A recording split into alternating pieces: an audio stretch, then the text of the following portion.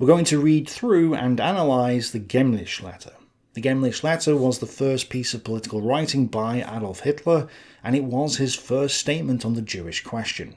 It was written on the 16th of September 1919, which was just 4 days after he gave his first speech in front of the German Workers' Party on the 12th of September 1919, which impressed the attendees. And Hitler only joined the party itself in the second half of September, after this letter was written. And so the Gemlich letter predates Hitler's official joining of the German Workers' Party. This is important because it shows that Hitler's anti-Semitism was already developed before he joined the party. However, we also know that Adolf Hitler had been part of Kurt Eisner's Bavarian socialist regime and attended the funeral of Kurt Eisner himself, who was Jewish, in late February 1919, wearing 2 armbands, a black mourning armband and another one that was red in support of Kurt Eisner's socialist government.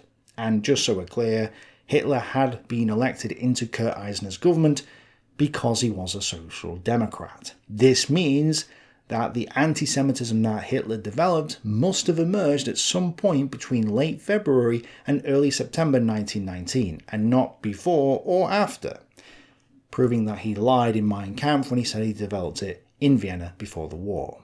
And as support for this conclusion, we know that there's no evidence of Hitler's anti-Semitism before the First World War. In fact, there's some evidence that he was friendly towards the Jews in 1908, 1910 and 1912, as explained in the book Hitler's Vienna. Hitler was even given an Iron Cross First Class after the recommendation of a Jewish officer, something unlikely to have been done if Hitler had been anti-Semitic. The reason for Hitler developing his anti-Semitism was most likely because the concept had become popular in Munich in the August and September period of 1919. Hitler most likely just went along with the trend at the time. And there were multiple factors for the rise in anti-Semitism. Many of the socialist and communist leaders were Jews, and so when they had the Spartacist uprising in January 1919 with Jewish leader Rosa Luxemburg, or the Soviet Republic in Bremen, or Kurt Eisner, who was Jewish, and his People's State of Bavaria, or then the follow-up Bavarian Soviet Republic with Jewish leaders Ernst Toller, Eugen Levine, Max Levine, and Gustav Landauer, the Germans responded by blaming the Jews, some of whom were also Russian Jews, and thus Bolsheviks. And the image, constructed and massively shored up by the rightist propaganda throughout the Reich, as well as in Bavaria itself, was that of alien Bolshevik and Jewish forces taking over the state, threatening institutions, traditions, order and property, presiding over chaos and mayhem, perpetrating terrible acts of violence, and causing anarchy of advantage only to Germany's enemies. Even more moderate press organs painted much the same picture. According to Benjamin Hett in The Death of Democracy, Max Bauer, Ludendorff's advisor, published a text in the spring of 1919 titled "Could We Have Avoided Won or Broken Off the War?" In this, he says that the war was lost entirely and exclusively through the failure of the homeland, putting blame squarely on the November 1918 revolution. There was also the Treaty of Versailles, which was signed on the 28th of June 1919, and it appears that these events culminated in the rise of anti-Semitism. The Jews, as a collective rather than specific individual Jews, became the scapegoat for the disasters now befalling Germany. After the crushing of the Bavarian Soviet Republic, which Hitler had also been elected into, he was elected into both the socialist and communist republics, an army unit was created under the command of General Major von Mohl. This was an education unit that had the task of turning the Bavarian troops away from communism. Hitler had been part of the Bavarian Soviet, and so he was assigned to the first of the anti-Bolshevik instruction courses under Captain Karl Mayer between the 5th and 12th of June 1919.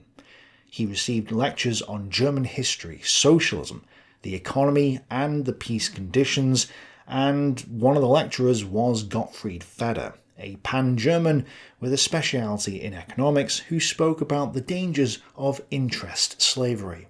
Gottfried Feder, who was in the Thule Society and was one of the early members of the German Workers' Party, said that there was a difference between productive capital and rapacious capital, which he associated with the Jews. This, as Ian Kershaw writes, made a deep impression on Hitler and most likely is where his anti-Semitism emerged from. I just want to point out that some of the historians seem to be confused about what was going on here. For example, Richard Evans in the book The Coming of the Third Reich says the courses Hitler attended were designed to root out any lingering socialist sentiments from regular Bavarian troops and indoctrinate them with the beliefs of the far right. So you're telling me that the socialist government of the Weimar Republic sent in the far right to turn people away from their own position and make everyone capitalist and conservative? Why? That doesn't make any sense.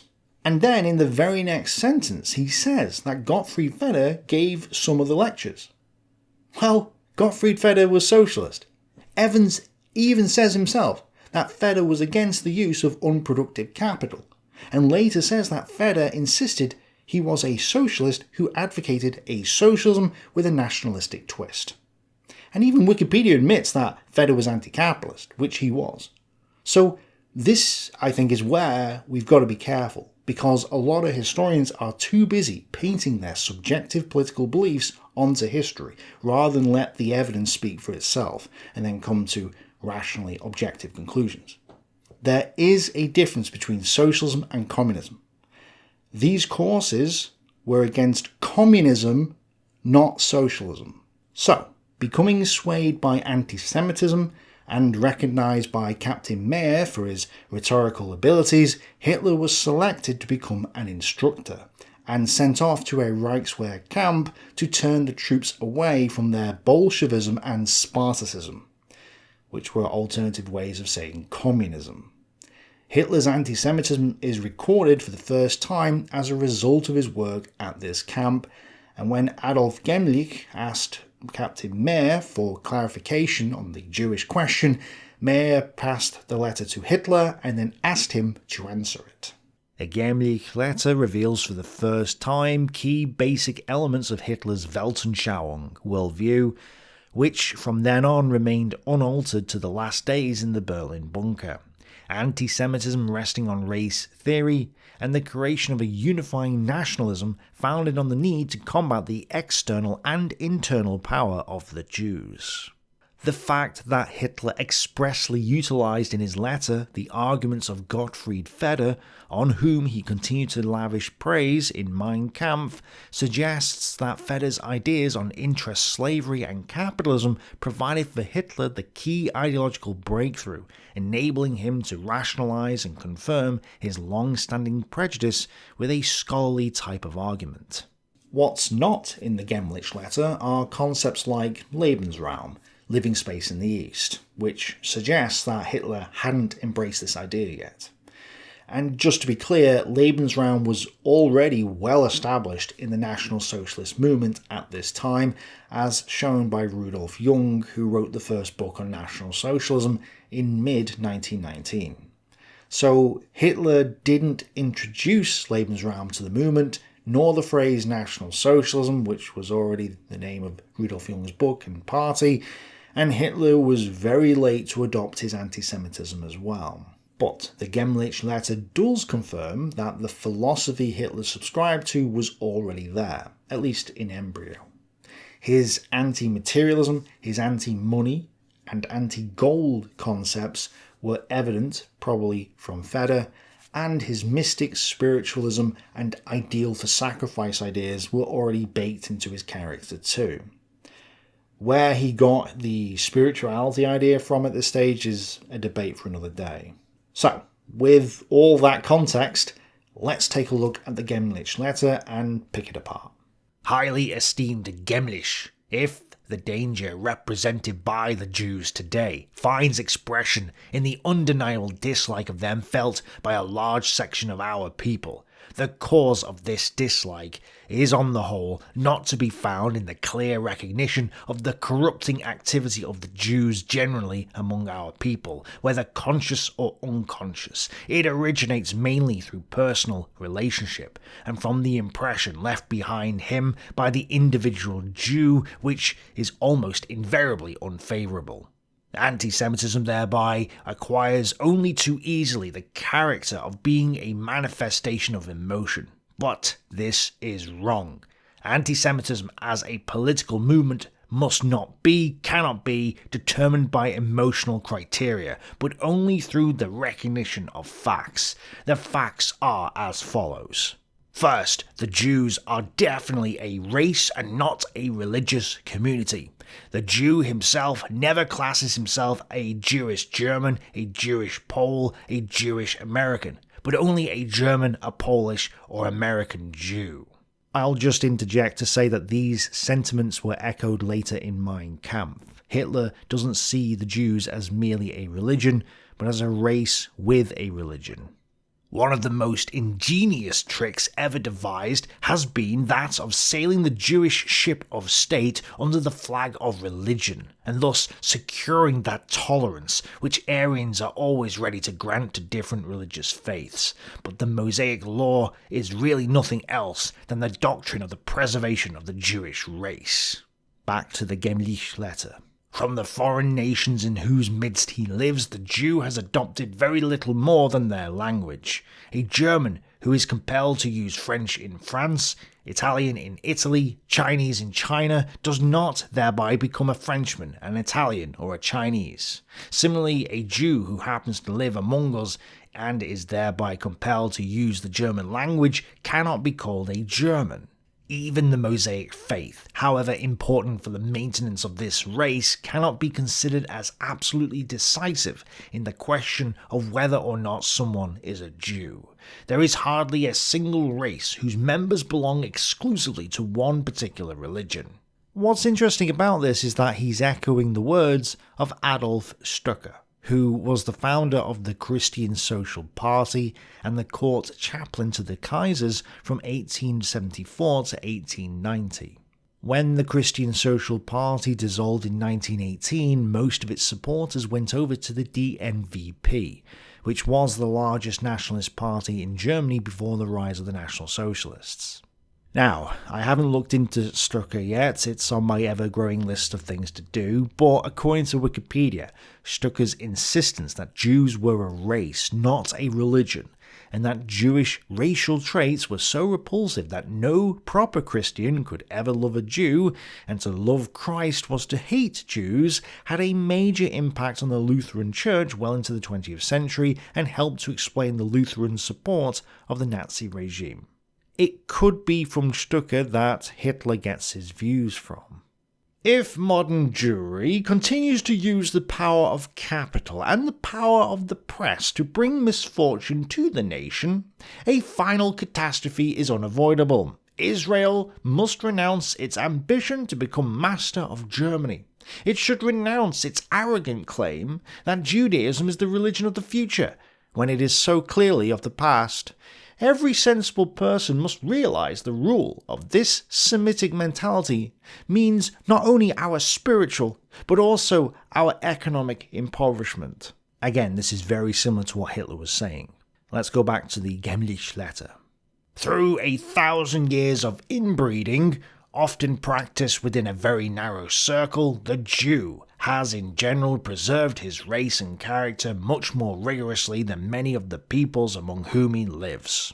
And, as a result, there is living among us a non-German foreign race, unwilling and unable to sacrifice its racial characteristics, to deny its feeling, thinking and striving, and which nonetheless possesses all the political rights that we ourselves have. The feelings of the Jew are concerned with purely material things, his thoughts and desires even more so. The dance round the golden calf becomes a ruthless struggle for all those goods which, according to our innermost feelings, should not be the highest and most desirable things on this earth. There you go, the first mention of struggle, and it was there right from the beginning. Obviously, Mein Kampf is my struggle, and this becomes a central tenet of National Socialism going forward, so it's interesting that Hitler had already adopted this concept at this point. But perhaps just as important is the concept of the Jews being obsessed with material things. Hitler views the world from the altruist perspective. You have the base materialists who were only concerned with gold and material possessions, whereas you have the higher spiritualists who reject reality and instead rely on their innermost feelings. These are looking for things up above in the clouds, so to higher concepts like God, whereas the materialists only care about being selfish and greedy and gold and riches. The value of the individual is no longer determined by his character, by the importance of his achievement for all, but solely by the amount of his possessions, by his money. The value of the nation is no longer to be measured in terms of the sum of its moral and spiritual forces, but solely on the basis of the wealth of its material goods. Anyone wondering why Hitler lost the war? Well, he's just spelt it out. He doesn't care about tanks, ammunition, or anything else. It's all about the spirit of the soldiers and the will to fight. So if he cares more about spirit than production, it's no wonder Germany was totally outproduced in the Second World War. And this idea comes from his philosophy. This is essentially a conflict between selfish, materialistic, and productive individualism and an altruistic, spiritual, unproductive collectivism. But unlike the Marxists who say that there's a war between the economic classes, Hitler says no, it's a war between racial classes. It's not merely a conflict between the workers and the bourgeoisie.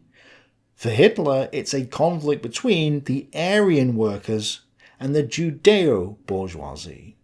From this feeling emerges that concern and striving for money, and for the power which can protect it, which makes the Jew unscrupulous in his choice of means, ruthless in his use of them to achieve his aim. In an autocratically governed state, he whines for the favour of the majesty of the prince and abuses it to batten on his subjects like a leech.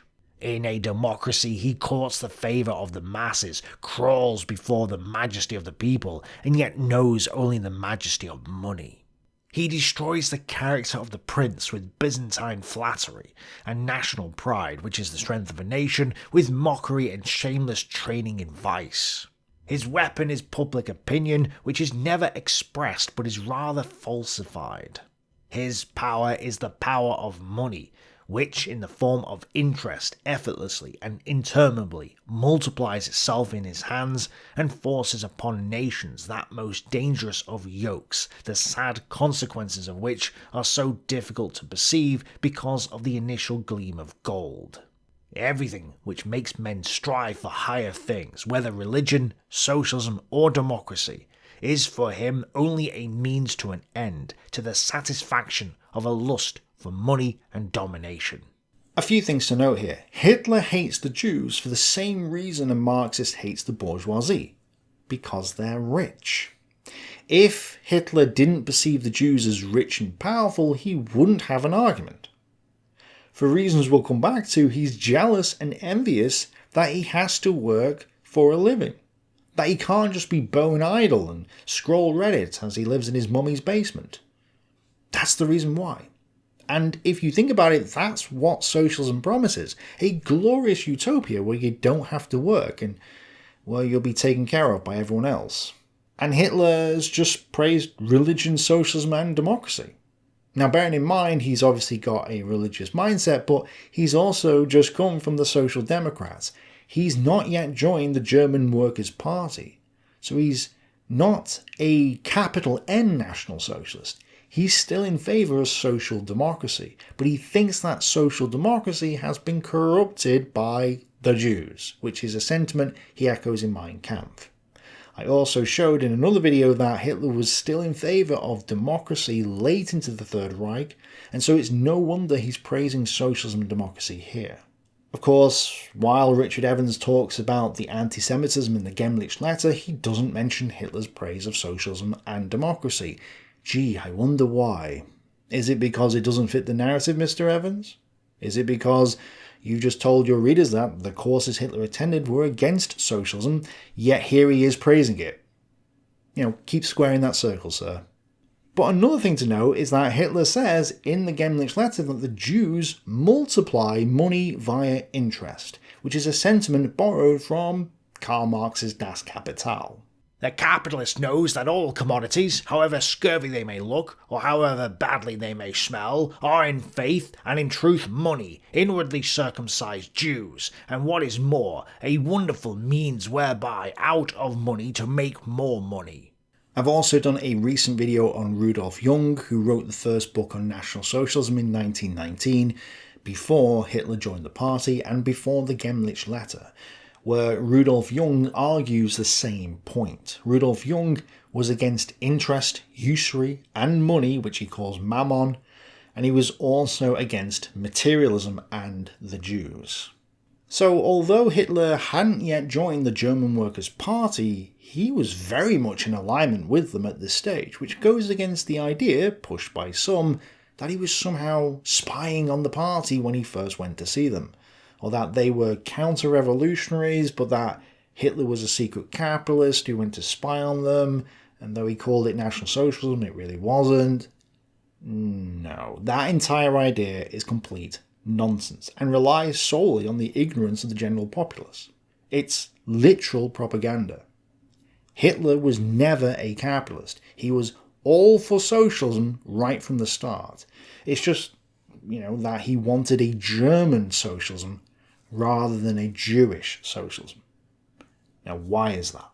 His activities produce a racial tuberculosis among nations, and this has the following result. Anti-Semitism stemming from purely emotive reasons will always find its expression in the form of pogroms, but anti-Semitism based on reason must lead to the systematic legal combating and removal of the rights of the Jew, which he alone of the foreigners living among us possesses, legislation to make them aliens.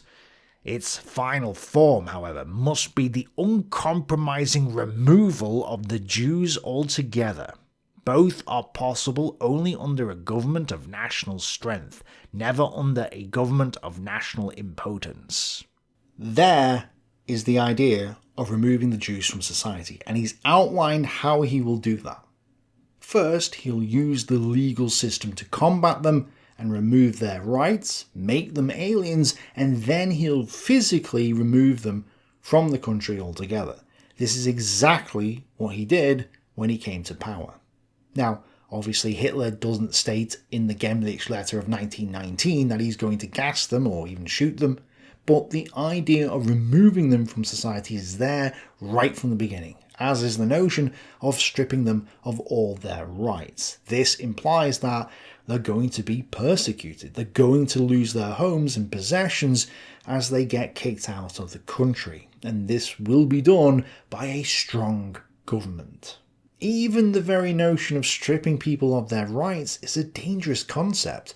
If you've got no rights to defend yourself or protect your family and property from robbers and thieves, you're in serious trouble. And to be taken from your home and thrown out of the country, losing everything, is a terrible crime to commit against other human beings. So even if at this time he wasn't advocating their systematic destruction yet, he was still advocating an inhuman policy that would ruin millions of people's lives. And this is all coming from a place of envy and jealousy. Hitler had been born into a middle-class family whose father died young, and Hitler lived a life of luxury as a spoilt brat on his mother's and aunt's money. Before the army, he never had a job, and had even dismissed the idea of getting a career. He ended up as a pauper because he was too lazy to do anything, had no self-confidence, and had a fear of independence and a desire to be taken care of. In these 2 years, Adolf lived a life of parasitic idleness, funded, provided for, looked after and cosseted by a doting mother, with his own room in the comfortable flat in the Humbelstrasse in Linz, which the family had moved into in June 1905. His mother, his aunt Joanna, and his little sister Paula were there to look after all his needs, to wash, clean and cook for him. His mother even bought him a grand piano on which he had lessons for 4 months between October 1906 and January 1907. He spent his time during the days drawing, painting, reading or writing poetry.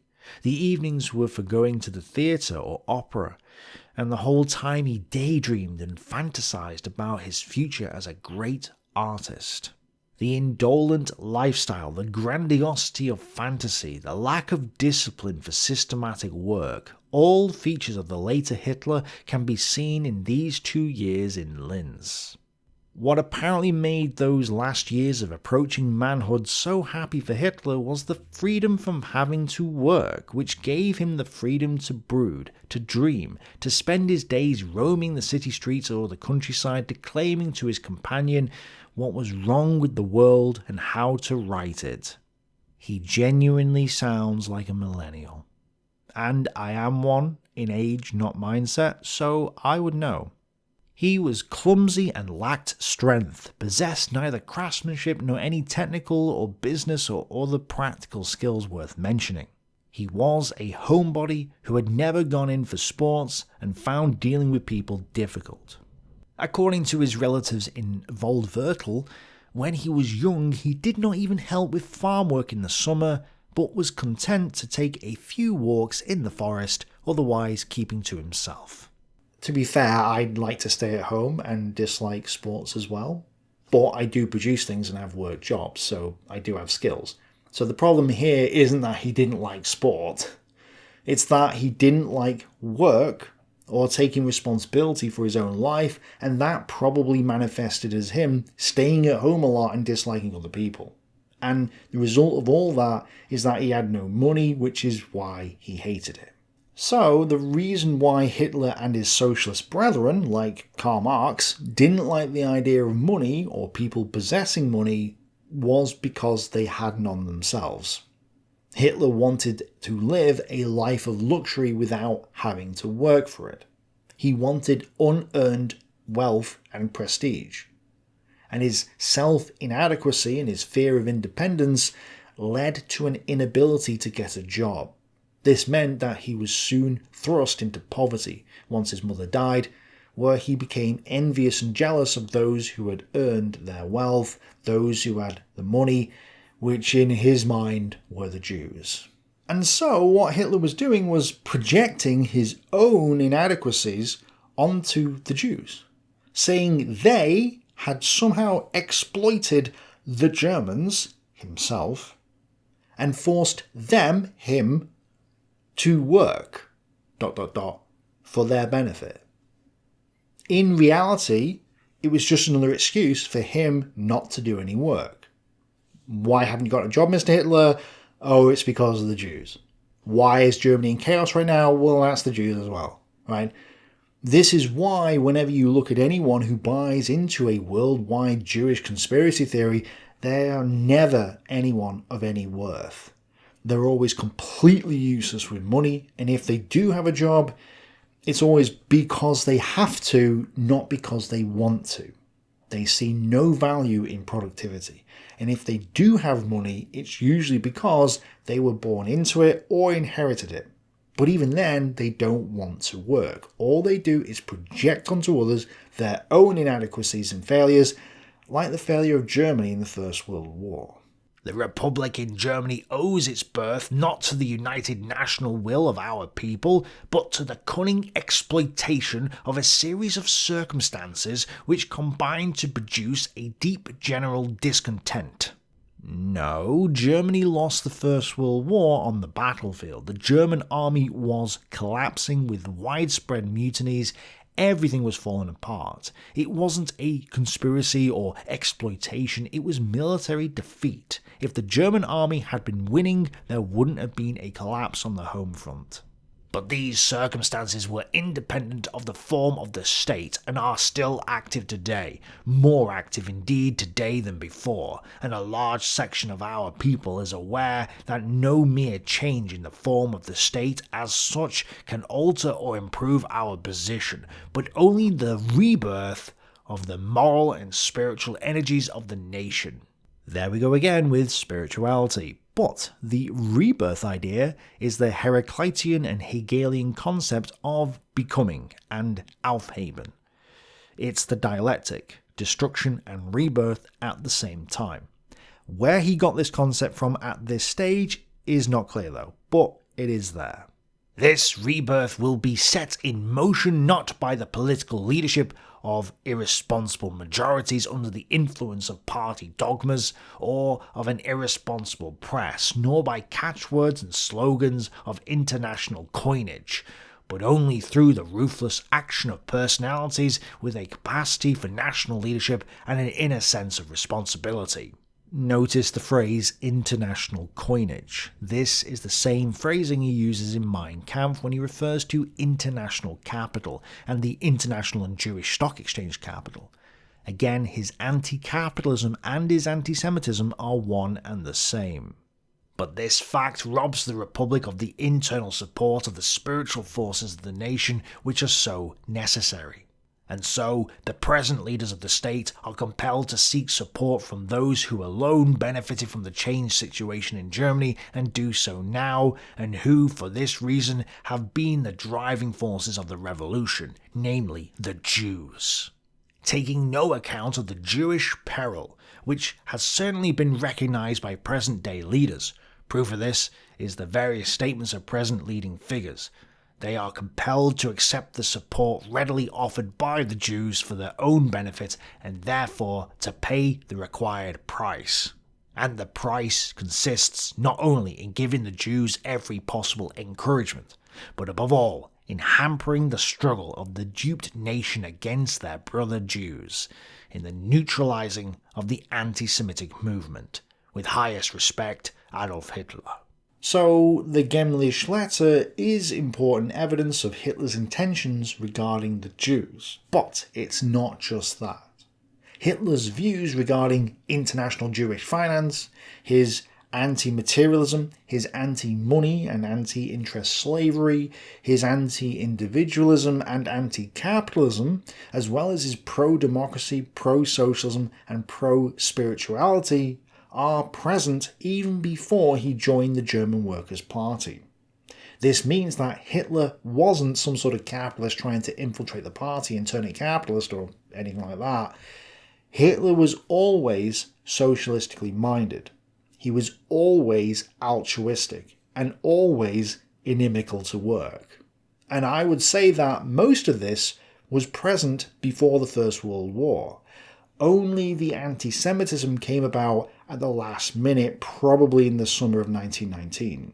Therefore, by the 16th of September 1919, Hitler had developed his anti-capitalism, his anti-Semitism, and his pro-spirituality and pro-socialist stances. All he needed now was an already defined political movement which shared his views, but also had already done most of the work regarding interest slavery, Lebensraum, the Jewish spirit, and a new German religion founded on the Germanic Allfather. Obviously, this movement would be the already established National Socialist movement, which in Bavaria took the form of the German Workers' Party. As I showed in my video on Rudolf Jung, this movement was already well defined before Hitler wrote the Gemlich letter. And so it really was a perfect fit for him by this point. Check out that video if you haven't done so already. Thanks for watching. Bye for now.